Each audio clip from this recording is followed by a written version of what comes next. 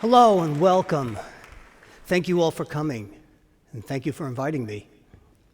What I want to speak about is also the title of my new book, Our Binary World and Its Effect on an Infinite Resolution Species. Now, some of you may be asking yourselves, what in God's name does that mean? Well, what that means is we are now at a time as a civilization where virtually all forms of communication, be it speech, music, visual, even fine art, have been reduced from an immeasurable amount of variables into defined digital fragments. Now, the problem is those fragments, when reassembled, barely represent the source they were intended to duplicate. And our biophysical response to that fragmented version of a natural occurrence has created a society that's more fearful, anxious, and cynical than possibly any time in modern history. You see, we are infinite resolution creatures. The things that we respond to are so deeply embedded into nature that not only can science not measure them, they can't even identify them. And those nuances, as I'll refer to them as, help define who we are and what matters to us. Filtering them out shrinks our world, and in doing so, our relevance as individuals. Now, as a young man, I was fortunate to spend my life developing more sensitivities to these nuances, and I made my career out of capturing them for the recording and film industry. But for the past 35 years, as a result of binary computing and their partners in crime, the data sector, those nuances that we react to both emotionally and biophysically have been restricted from us altogether. For what reason? Well, to gain efficiencies and the related profitabilities. Now, that's the bad news. The good news is that all that's needed to counter that is to understand how and why it is happening. Now, let's use a physical model. To bring this down to earth, let's use a physical model of what I'm saying here. A potter from New York creates a handmade vase. Now, that vase has an infinite amount of nuances that cannot be measured in engineering terms. There's no defined structure, as each of the curves and depths are individual to themselves, reflecting the potter's emotional contribution to the form. Let's use that vase as a metaphor for speech, music, visual, and in this modern day of 3D printers, even tangible items like automobile body design. Now, in another part of the country, someone would like to view the vase and experience its presence. But for various reasons, be it time or distance, they cannot travel to see the vase up close. So in order to feel the vase or even see the vase, it must somehow come to them. This is how our technology world achieves that. So you have this vase and you need to bring it to another destination. But you have limitations. You see, the truck required to carry the vase is too large to fit down the tiny highways that lead to the destination, with the truck being the data file size, and the highways, of course, being the internet or another data protocol highway, and the end destination being the final recipient. So in order to get that vase to that recipient, you need to break it up into smaller pieces so they can be fed down the highway where they're received on the other end, and they can reassemble it. But before you do that, we first need to make a grid around the vase, 3D grid, horizontal and vertical lines. The amount of lines is depending on the technology. The more advanced the technology, the more lines you would draw. Okay? Now you need to go in and mark every one of those squares in that grid with a location point. The more advanced the technology, the more lines you have, and the more boxes that you need to identify. All right? Now you can cut up the vase into these ultra tiny small pieces, put them in your file box, and send them down this data highway a little at a time, where they will reassemble them on the other end. Now what they get during reassembly is a rough rendition of the vase. You see, there's these strange gaps and spaces that are in the reassembled model that were not in the original. And the smooth surface is now rough as a result of those gaps. Those gaps came from the tiny fragments that fell to the floor during the cutting process. So the digital gods say, don't worry, we got this. We're going to use our filters to fill in those gaps. But is this gap or space a straight line, or is there a subtle curve to it? Fact is, no one knows, because the material that fell to the floor is too small to be measured, and consequently was not marked and sent to the end destination. So what they do is they guess what the gap is. And virtually 100% of the time, they get it wrong. I say virtually because, in fact, there's no way to verify because, again, the pieces were too small to be measured. And the more advanced the technology, the more lines that are drawn and the more gaps that appear. So what the recipient ultimately receives is a general rendering of the vase, devoid of those subtle but immeasurable nuances that humans are responsive to, but the technology is not. The potter made a fine red wine. What the recipient received was grape juice. If this were Star Trek, no one would survive the transporter. Consequently, the recipient's reaction to the vase is minimized and, in fact, limited in comparison to what it would have been had they viewed the original. So what they commit to memory is an experience based on that limited form. That is what happens every time something is digitized, be it music, speech, visual, and most importantly, human emotion and expression.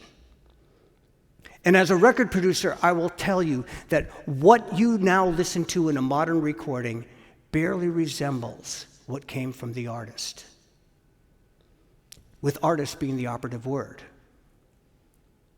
In fact, I will state that unless you are in the presence of an artist with a traditional instrument, without digitization of any kind, you are not receiving what they are performing. And that includes digital mixing consoles at live events. This goes from their instruments, to their voices, to their imagery. Now, full disclosure, I've never been a huge fan of tribute bands. But on a biophysical level, that is exactly what a digital copy is. And let it be known that listening to a digital recording on a vinyl record makes absolutely no sense. All you're doing is adding the negative artifacts from the vinyl record playback system to the already filtered recording. Once the fine wine has been converted to grape juice, putting it in another container doesn't change the contents. Now, I'll give you an example of how it affects the artists. A few years back, I was working on an MTV Unplugged special with Fleetwood Mac singer Stevie Nicks. Now, Stevie is a bluesy kind of singer with a style much like other great singers of rock, jazz, and pop music. In that style, she would hit a note slightly under pitch, which would cause tension between the notes played by the other instruments. But before letting it go, she would bring the note exactly to pitch. Much like watching a golfing putt, where the putter hits the ball, slowly goes across the green, and then drops in. The tension of not knowing the end result is part of our makeup. The joy comes from the resolution of that tension, either from the singer bringing the note to pitch or the golf ball falling into the hole. That phenomenon is a teaching tool for humans. The understanding of the connection between tension and joy is critical among children to learn patience, perseverance, and inspiration, as well as to raise each tense event to a higher level of tolerance. It's no wonder why we have 2 generations that have such a low tolerance for risk.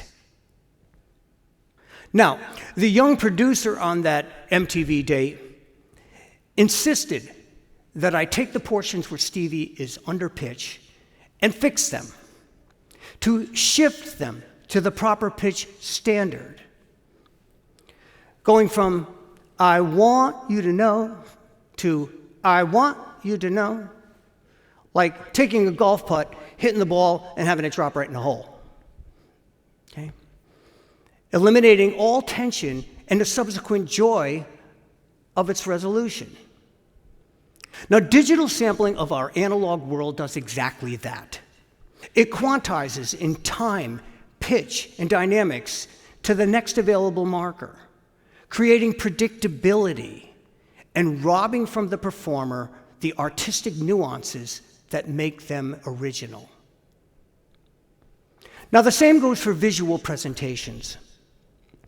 A few months back, we needed a new video monitor for one of the editing suites at our studios.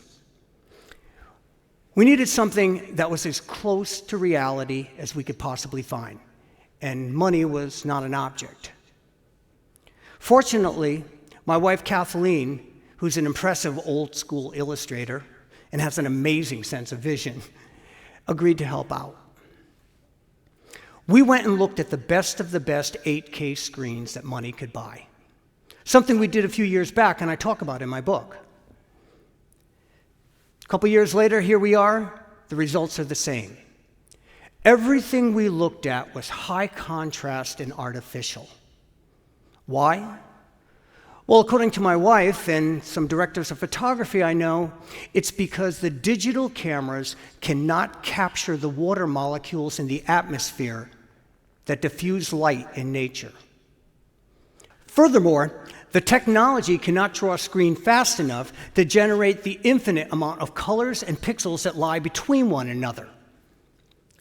So they cut them off at the edges. And as a result, everything near and distance is in perfect focus, giving you that high contrast sharpness that they try to sell you as a benefit. Nature does not look like a Times Square billboard, but that is what our new visual standard has become. And the further we are removed from nature, the less human we become. Now, the point I'm making here is that although binary computing is indeed valuable for the storage and retrieval of low-resolution communication, such as typed or printed text, generalized engineering, even AI-generated imagery, as a means of infinite resolution communication, it is far from accurate. And these exact copies have minimized our experiences for over 2 generations. And for that reason, every person in this room's exposure to reality, outside of their own personal experiences, is now severely limited, if not impossible. So why does that matter? Well, it matters because as recipients, we're restricted from the emotional expression of the sender. And as a sender, we're limited on the impact of what we project. And what's unimaginable is that since the advancement of binary computing, human-to-human communication has been reduced to nothing more than an information exchange, and is at the lowest level of sonic accuracy in all of human history. Well, how can that be? Well, consider this. Back in the earliest forms of communication, when Caveman 1 wanted to connect with Caveman 2, he would do so by creating sounds in the air, such as banging a rock on a hollow log. Caveman 1, we'll call him Croc, would convert his thoughts into sounds. I want Thor to come to my cave equals 2 loud bangs, followed by a pause, followed by a third softer bang on the log.